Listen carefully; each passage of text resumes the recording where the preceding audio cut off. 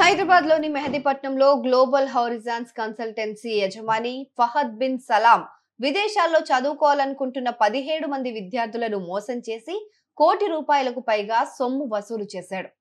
హంగేరీ యూనివర్సిటీలో సీట్లు ఇప్పిస్తామని నమ్మించి నకిలీ పత్రాలు, అడ్మిషన్ లెటర్లు ఇచ్చాడు.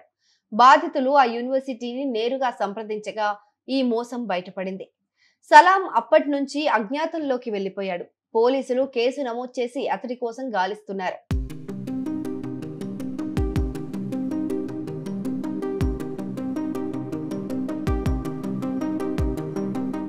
హైదరాబాద్ లోని మెహదీపట్నంలో ఉన్న గ్లోబల్ హారిజన్స్ కన్సల్టెన్సీ అనే సంస్థ యువకులకు విదేశాల్లో చదువులు, ఉద్యోగాలు ఇప్పిస్తామని నమ్మించి దాదాపు కోటి రూపాయలు మోసం చేసింది.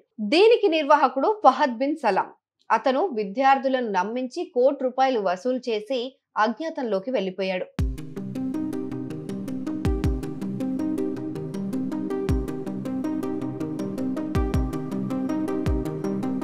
పురాని హవేలీకి చెందిన మొహమ్మద్ కబీర్ అనే వ్యాపారి ఈ మోసం పైన పోలీసులకు ఫిర్యాదు చేశారు.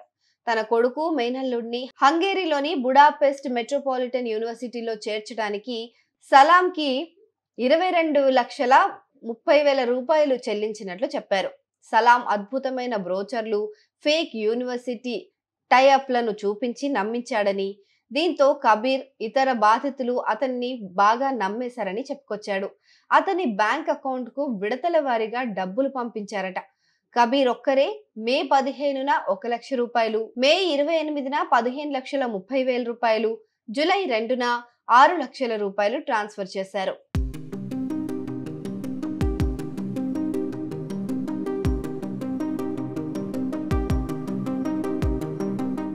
డబ్బులు తీసుకున్నాక సలాం పదే పదే గుర్తు చేసిన తర్వాత admission letters, fake emails, online ఇంటర్వ్యూలు ఏర్పాటు చేశాడు.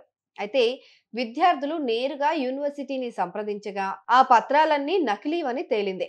అప్పటికి చాలా ఆలస్యమైపోయింది. తమకు మోసం జరిగిందని గుర్తించిన బాధితులు అతడి ఆఫీసుకు వెళ్ళగా అది మూసేసి ఉంది.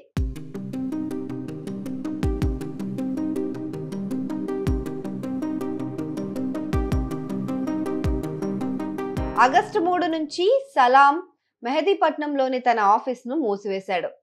టోలీ చౌకీలోని తన ఫ్లాట్ కు తాళం వేసి ఫోన్ స్విచ్ ఆఫ్ చేసి అజ్ఞాతంలోకి వెళ్లిపోయాడు. ఇటీవల కువైట్ నుంచి వచ్చిన అతడి కుటుంబ సభ్యుడు సలాం ఆచూకీ తెలీదని చెప్పి మెహదీపట్నం పోలీస్ స్టేషన్ లో మిస్సింగ్ కేసు పెట్టాడు.